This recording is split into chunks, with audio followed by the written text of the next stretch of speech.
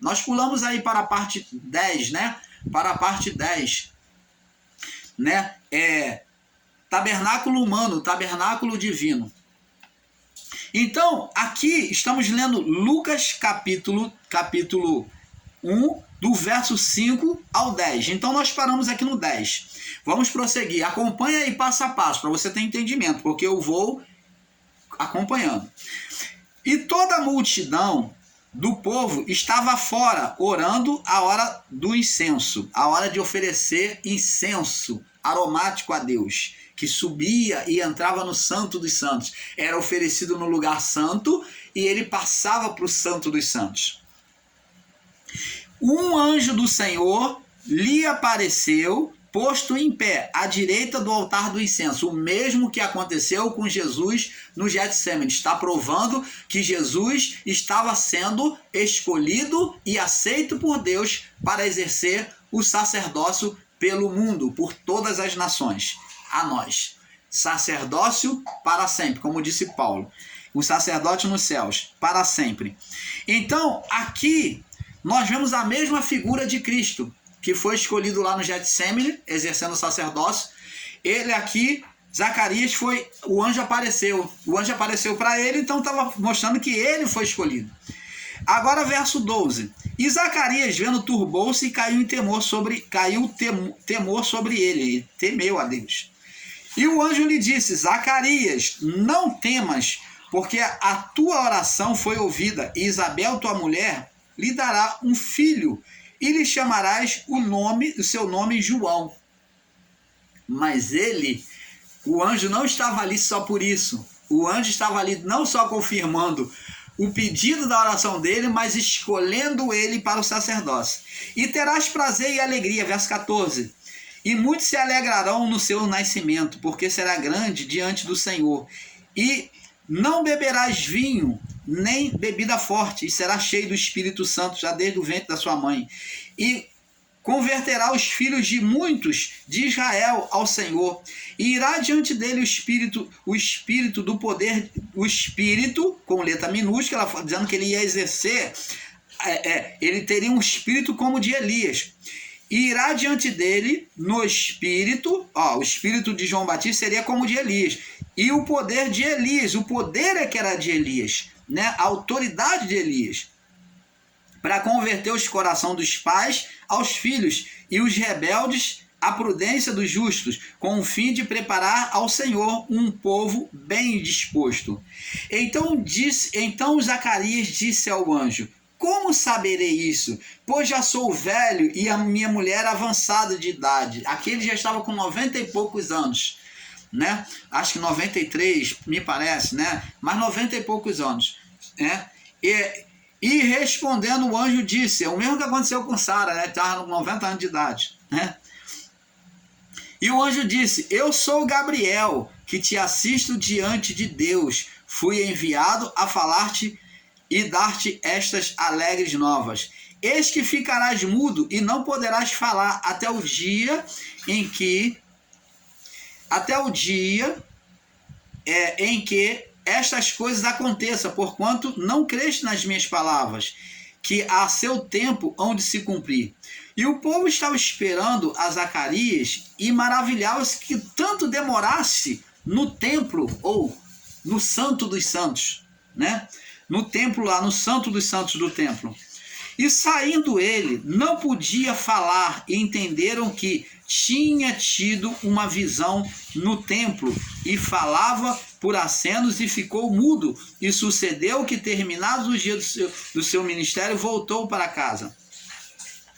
Você está vendo, abençoados, que aqui o anjo, Zacarias, entra no templo, é claro, ele entra ali no lugar santo para oferecer, e ele entra ali para oferecer incenso a Deus, ele como sacerdote.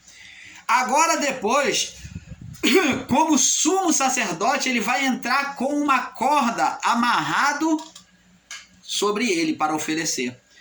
Ele vai agora, se nós acompanharmos a leitura, vamos ver que ele vai entrar com uma corda amarrado sobre ele, para que se ele morresse lá dentro, fulminado, alguém puxasse ele por uma corda, porque ninguém podia entrar lá sem preparação, nem no santo, nem no lugar santo, muito menos no santo dos santos. Então, é isso que nós buscamos trazer a você. Zacarias fez a mesma imagem aqui do sacerdócio de Cristo. Ele entrou no lugar santo, que era a comunhão com o Criador. Então, é isso que nós buscamos trazer a vocês, né? Então, como já falamos, a pia de bronze, vamos agora fazer uma recapitular agora para irmos terminando. A pia de bronze, já falei, ela foi formada pelos espelhos doados pelas mulheres, né? Que mostrava o espelho mostrava as vaidades, os desejos. Nós vemos que lá foi a vaidade e o desejo de Eva. Na vaidade, no desejo da carne, é que Eva foi atraída para o pecado, para pecar. Foi ali que ela gerou o ser espiritual, junto com o homem, a partir da participação humana, gerou um ser maligno. Então, foi doada a partir dos espelhos que eram de bronze, formado pelo bronze, que elas viam o reflexo de si mesmo, o espelho puro de bronze batido, né? Elas doaram para fazer a pia de bronze. Todas as mulheres doaram e fizeram a pia de bronze. Essa pia, ela era sustentada, a bacia de bronze, ela era sustentada, suspensa por 4 pés, né, de bronze, né, também de bronze. Ela era sustentada 4 pés de bronze. Tudo era de bronze ali na pia, mostrando a justiça, juízo e sofrimento. Ali mostrava juízo e sofrimento. Essa pia, essa água sobre a pia, essa pia fazia refletir, já que foram feitas de espelho da mulher, ela servia de espelho, o bronze servia de espelho, ele puro, né? Então, sobre a água, a água limpa, ou a água corrente que era colocada sobre ela refletia, quando o sacerdote ou alguém chegava diante da pia de bronze, podia ver não só a imagem de si mesmo, a pessoa via a si mesmo, ela podia ver se ela estava suja de sangue, o sacerdote se lavava as mãos, lavava o rosto quando tinha sujeira de sangue, né, para poder estar puro, para poder estar limpo, ele se lavava as mãos, ele se contemplava o rosto sobre o lume daquela água. Lembra lá que Paulo disse que aqueles que voltam atrás é como aqueles que contemplam no espelho e esquecem a sua imagem. Então Paulo está ali usando a imagem do santuário, lá a imagem do átrio. Paulo está usando a imagem do átrio lá, da parte do tabernáculo. Então, está falando da bacia de bronze, espelho. Então, ali o sacerdote, como as pessoas que iam oferecer sacrifício, junto com o sacerdote, dar o sacerdote para oferecer por ela via a imagem de si mesmo, pela água, pelo reflexo, e ela também podia, além de ver a imagem de si mesmo, ela via a imagem dos céus, porque refletia o que estava acima. Por isso, aí se cumpre a imagem que Jesus usou também, sobre a imagem do átrio, quando ele ensinou sobre a oração. Ele falou justamente sobre pedir, buscar e achar. Ele falou assim, ó: seja feita a tua vontade, assim na terra, aqui na terra, como é feita nos céus. Então, mostrando que aqui na terra ia ser feita a imagem do que é feita nos céus. Os céus iam refletir sobre a terra. Então na bacia de bronze se podia olhar os céus? Podia. Você via a imagem da nuvem do céu, a imagem do que era celestial. Quando a pessoa chegava diante da bacia de bronze, ela se olhava diante de Deus. Ela olhava para si mesmo, via a sua própria imagem e via a imagem do céu. Lembra lá do jovem,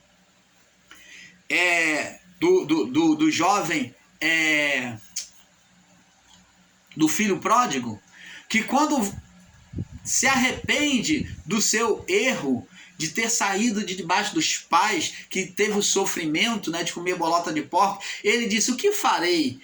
Voltarei ao meu pai e falarei: Pai, pequei contra os céus. Olha, bacia de bronze sobre a água limpa. Pequei contra os céus, ó, reflexo, e contra ti, olhando a parte humana do pai e contra Deus, os céus.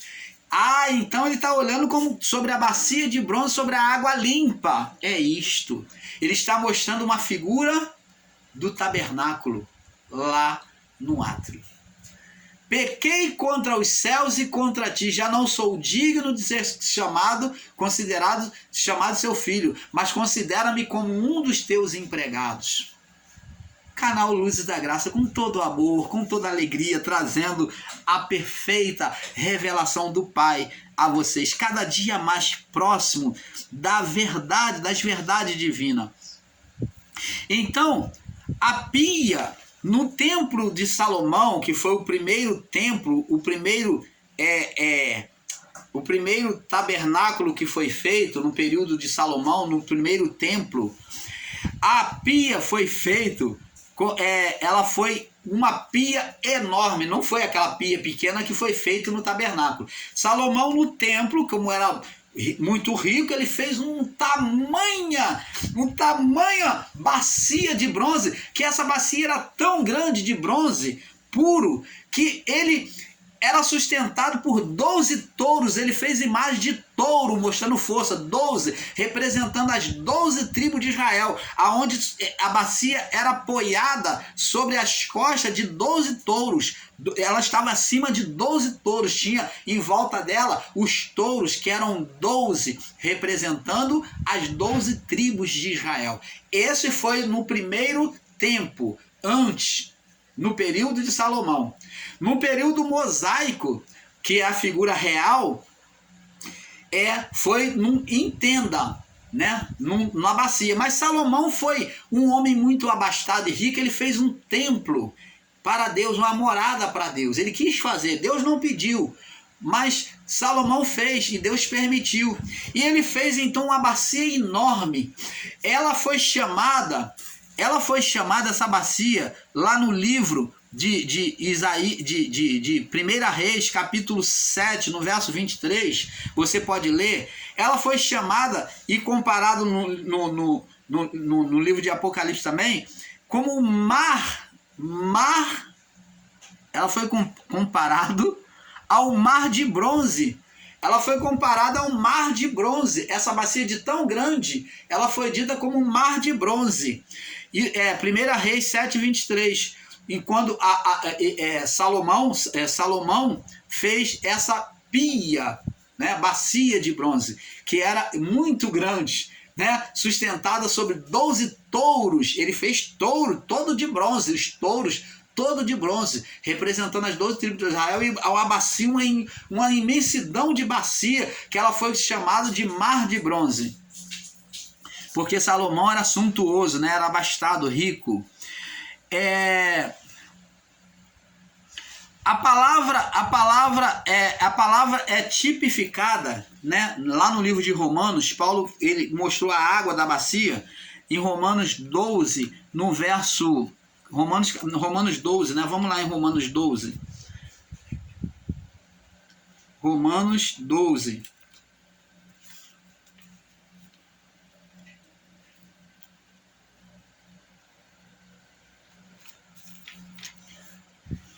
Romanos 12.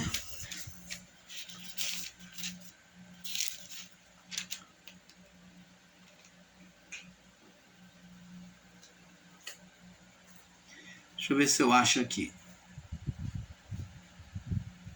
Diz aqui, ó, Romanos 12, 1, diz assim: rogo-vos, pois, irmãos, pela compaixão de Deus, que apresenteis os vossos corpos em sacrifício vivo, santo e agradável a Deus, que é o vosso culto racional. Então aqui está um pouco fora, mas aqui está mostrando que agora o santuário, o tabernáculo de Deus é o homem. O vosso corpo, o quê? Como tabernáculo. Corpos como sacrifício vivo, falando do átrio, santo, que é o lugar santo, e agradável a Deus, que é o lugar santíssimo. Então está falando do átrio, sacrifício vivo, que é a oração, buscar a santificação, né? Que é amortecer a vontade da carne, é negar a vontade da carne, sacrifício vivo. E santo, que é o lugar santo, que é a expressão da alma, louvor, adoração a Deus, comunhão. É santo e agradável a Deus. Agradável a Deus está relacionado a santo dos santos, que é aceitação. Aceitação a Deus, está no santo dos santos. Então ele está mostrando a figura do tabernáculo no homem, que o templo somos nós agora, que é o vosso culto agora racional. Agora no livro de Efésios,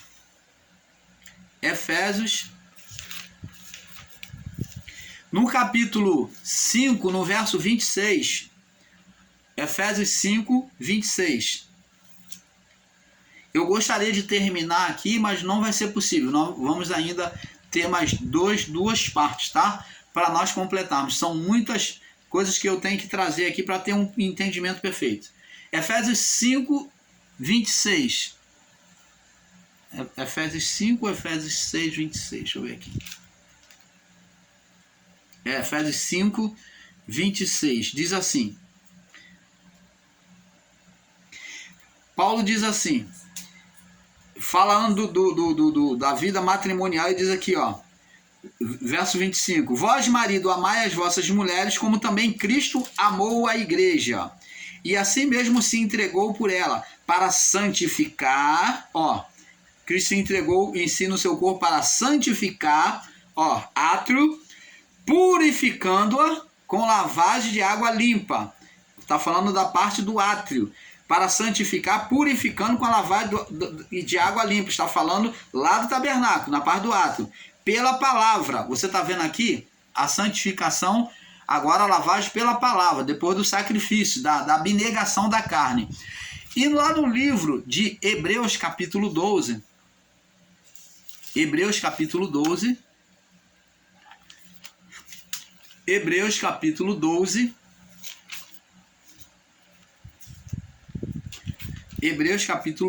no verso 14, diz assim, Paulo diz assim, segui a paz com todos e a santificação, sem a qual ninguém verá o Senhor.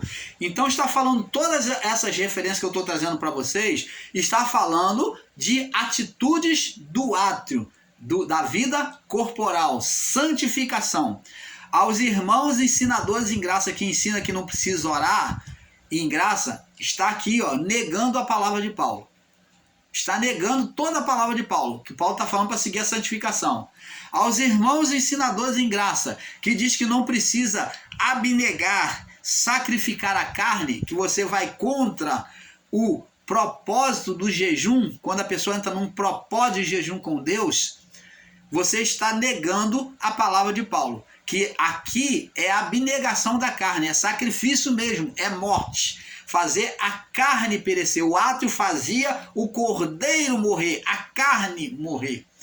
O átrio é lugar de fazer morrer a carne, da parte física, de morrer os desejos da carne. Aqui é o átrio.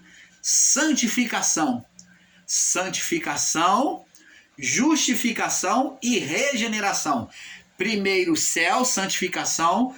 Segundo céu, que é o lugar santo, é justificação. E o terceiro céu, que é regeneração, que é aceitação de Deus a nós, que é comunhão.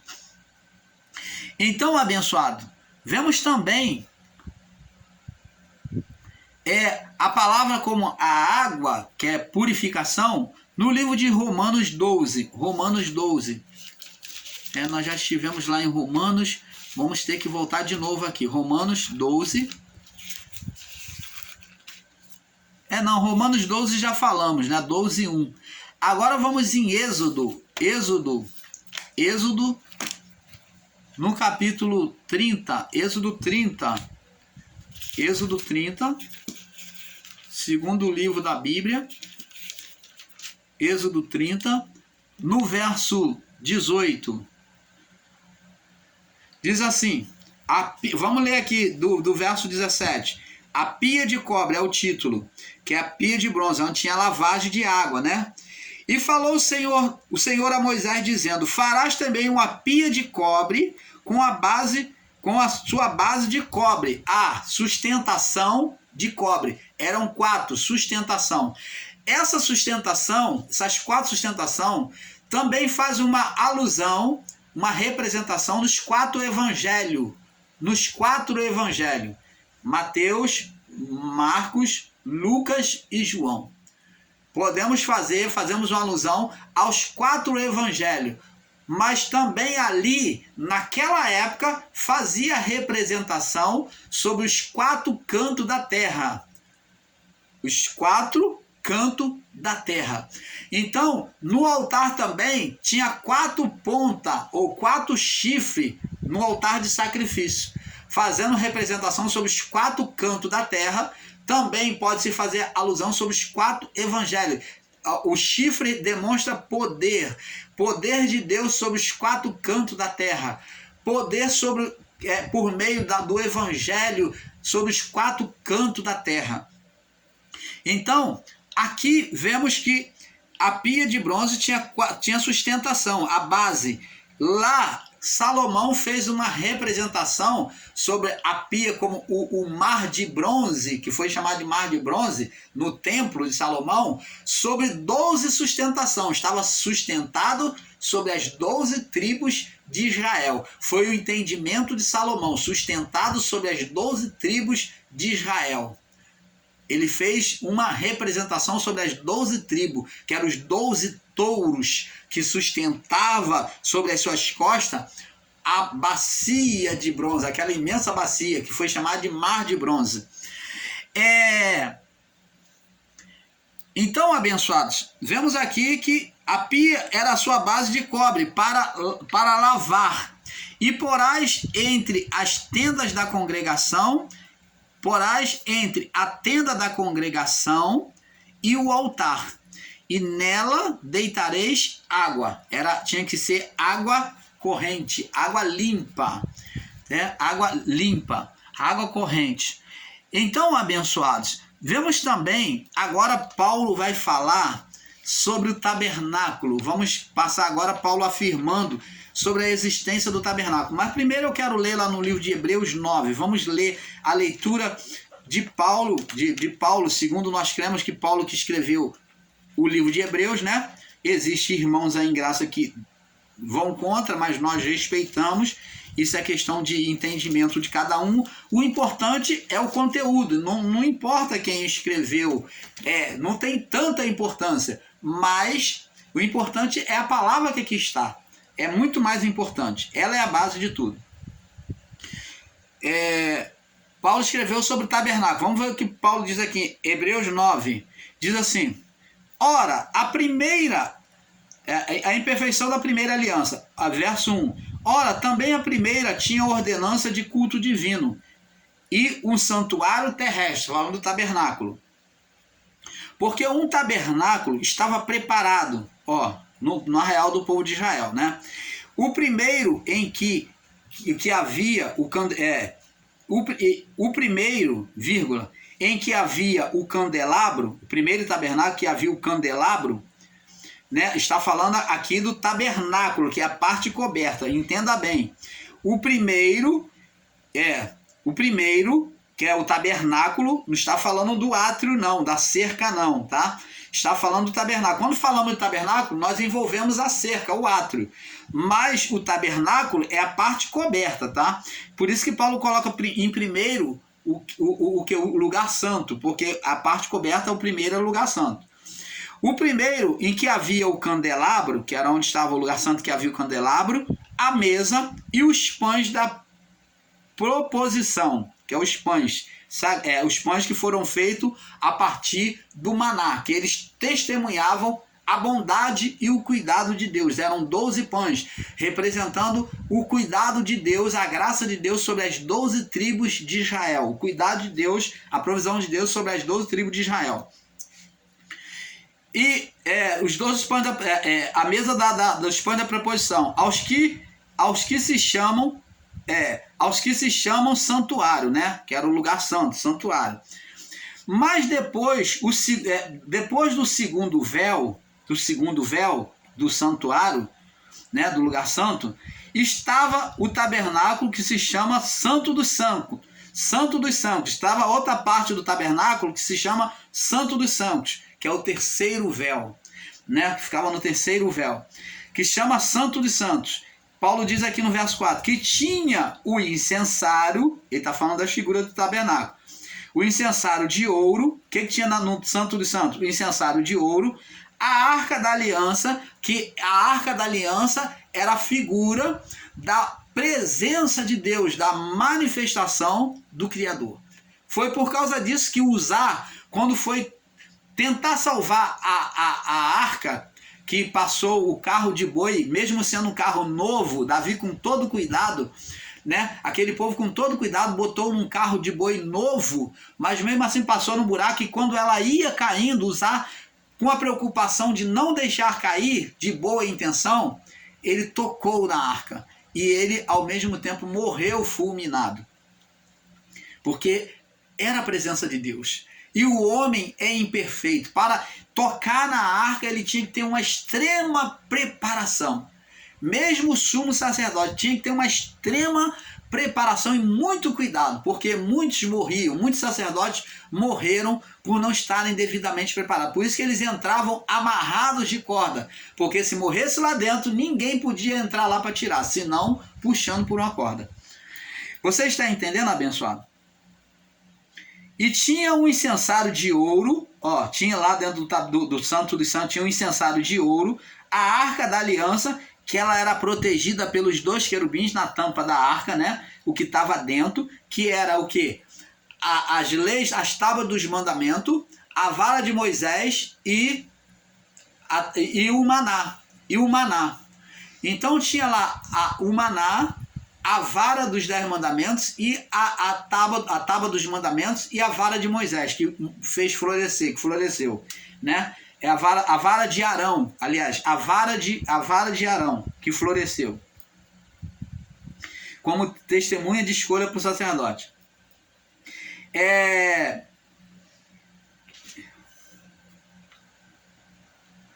a vara de Moisés, né? A vara de Moisés. Diz aqui, e tinha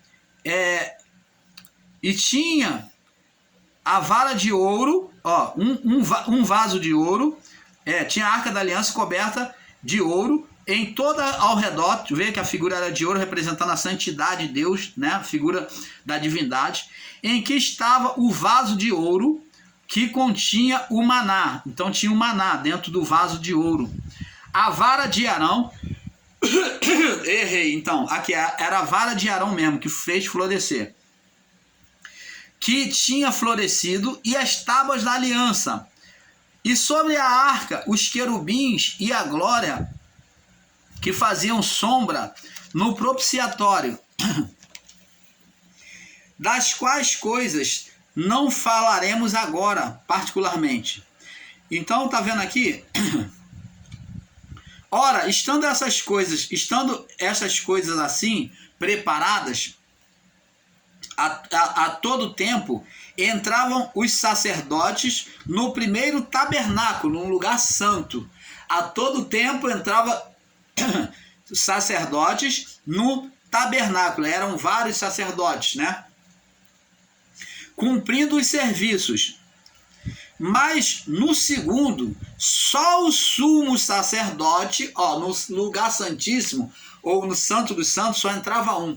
Somente o sumo sacerdote, uma vez ao ano, não sem sangue, não sem oferecer por ele mesmo, sem estar preparado, que se oferecia por si mesmo, pelos pecados por ignorância do povo, por seus pecados e ignorância do povo, dando nisto a entender o Espírito Santo que ainda o caminho do santuário não estava descoberto, porquanto se conservava em pé o primeiro tabernáculo. Então Paulo está dizendo que a figura, enquanto o tabernáculo estava ali, mostrava que o caminho não foi preparado. O que é uma alegoria para o tempo presente, em que se oferecem dons e sacrifícios, que quanto à consciência, não podem aperfeiçoar aquele que faz o serviço. consistindo somente em comidas e bebidas e várias abluções e justificações da carne, imposta até o tempo da correção. Qual é o tempo da correção? É o tempo de Cristo cumprir tudo isso. Mas vindo Cristo, o sumo sacerdócio, para sempre, né? Que Paulo diz, dos bens futuros, para sempre, por um maior e mais perfeito tabernáculo, não feito por mãos, isto é, não desta criação. Então, Cristo agora vai exercer o tabernáculo de forma espiritual, nos céus, dentro do homem. Nem por sangue, nem por bodes, mas por o seu próprio sangue, entrou uma vez no santuário, havendo efetuado uma eterna redenção. O sangue permanece para sempre ou não? Permanece. Mas existem irmãos aí, ensinadores em graça, que diz que não existe mais pecado. O sangue permanece para sempre, mas somente é lavado no sangue aqueles que se arrependem, que se achegam à palavra de novo, se arrependem, se achegam à palavra, então o sangue automaticamente lava essas pessoas que se arrependeram. O sangue permanece para sempre. O perdão já foi dado para sempre, mas o pecado continua no homem carnal, no homem que age impiamente. O que esse homem tem que fazer para poder ele ser perdoado? Entrar debaixo do sangue e ser lavado, absorver a palavra do Evangelho de Cristo. Então ele já está perdoado. Por isso que João diz lá, se confessarmos os nossos pecados, ele é fiel e justo para nos perdoar e nos purificar de toda injustiça. Tem que haver reconhecimento de pecado. Não ensino de que não existe mais pecado. O pecado já foi perdoado, isso sim. Mas existe o pecado. Nem todos se colocam debaixo deste perdão. O pecado já foi perdoado, mas nem todos se colocam e se colocaram na época de Jesus, no primeiro século, debaixo deste perdão. Por isso que ele diz que o sangue dele seria derramado em favor de muitos, não todos, porque muitos não aceitaram. Você está entendendo? Somente os que se colocam. Deus não escolheu um e rejeitou o outro. Aqueles que se colocam debaixo do sangue são lavados. E aqueles que recusam o sangue permanecem no pecado. São como porca lavada, como cão que volta ao vômito. Porque o sangue de touros e bodes e cinzas de novilhos, aspergidas sobre os imundos sobre os imundos, os santificas quanto à purificação da carne. Quanto mais